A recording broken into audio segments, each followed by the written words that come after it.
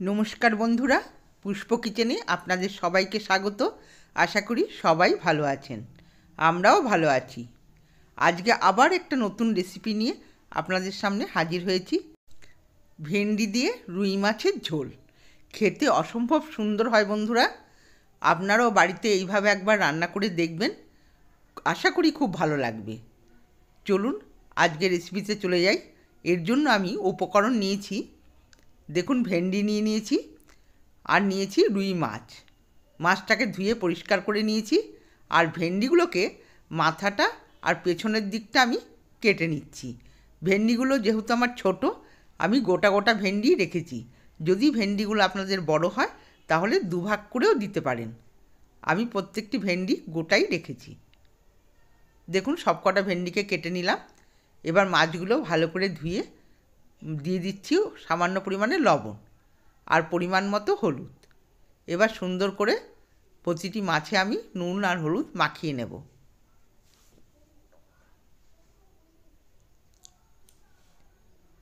লবণ হলুদ মাখানো হয়ে গেছে।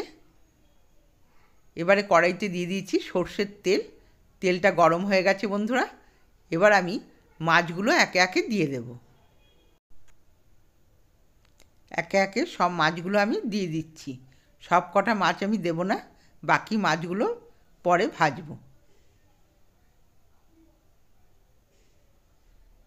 দেখুন 7 পিস মাছ আমার কড়াইতে হয়েছে।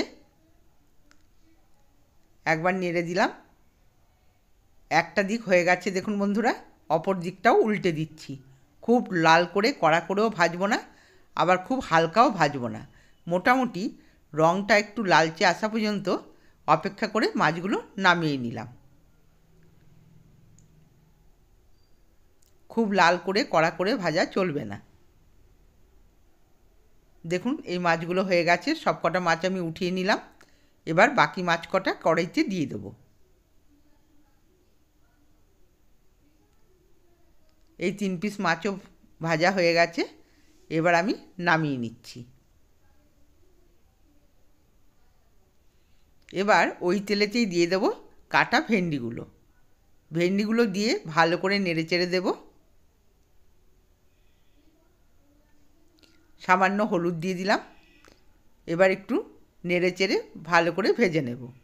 লবণ আমি এখন দেব না বন্ধুরা, লবণ দিলে কালচে একটা রং হয়ে যায় ভেন্ডিতে। কিন্তু শুধু হলুদ দিয়ে ভাজলে দেখুন বন্ধুরা কত সুন্দর সবুজ রঙটা রয়েছে, আর দেখতেও কত ভালো লাগছে। এবার দেখুন ঢাকা দিয়ে একটু ভেজে নিলাম, ভাজা হয়ে গেছে। এবার ভেন্ডিগুলোকে আমি তুলে নেব। সব কটা ভেন্ডি ভেজে তুলে নিলাম। এরপর ওই তেলেতেই দিয়ে দেবো লম্বা লম্বা করে কাটা আলুগুলো। আলুগুলো সুন্দর করে ভাজতে হবে।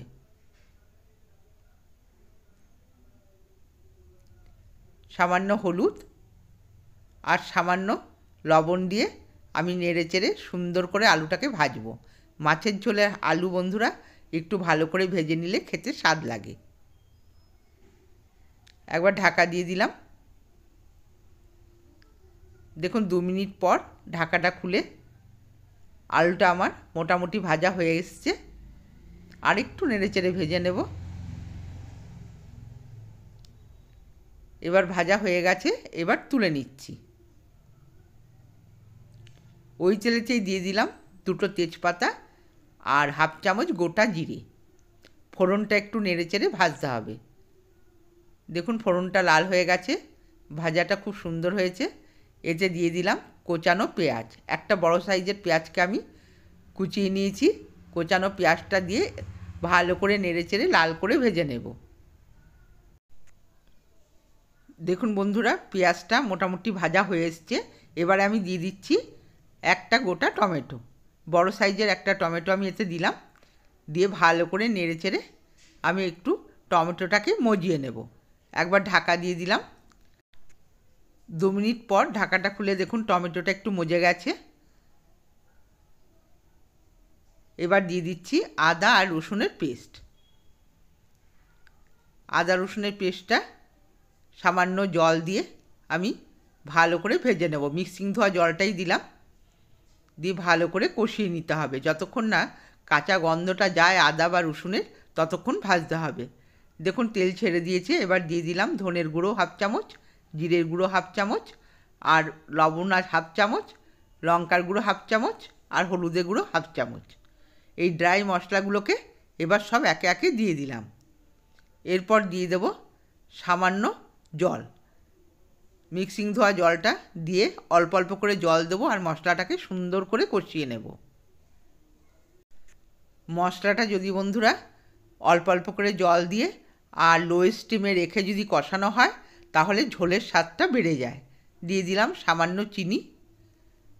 চিনিটা ঝোলের ব্যালেন্সটাকে রাখবে আর খেতেও খুব সুস্বাদু হবে। দেখুন ভাজা আলুগুলোকে দিয়ে দিয়েছি মশলাটার মধ্যে। এবার ভালো করে নেড়েচেড়ে আমি কষিয়ে নিলাম 2 মিনিট। এরপর দিয়ে দিলাম ভাজা ভেন্ডিগুলো। ভেন্ডিটা দিয়ে আলু আর মশলার সাথে ভালো করে নেড়েচেড়ে কষিয়ে নেব। দেখুন কষানো প্রায় হয়ে এসছে। মশলাটা দিয়ে তেল ছেড়ে দিয়েছে পুরো। এবার দিয়ে দিচ্ছি পরিমাণ মতো গরম জল। মাছের ঝোলে অবশ্যই বন্ধুরা গরম জল দিতে হবে। এরপর দিয়ে দিলাম কাঁচা পাকা লঙ্কা, চেরা লঙ্কা আমি দিয়ে দিলাম।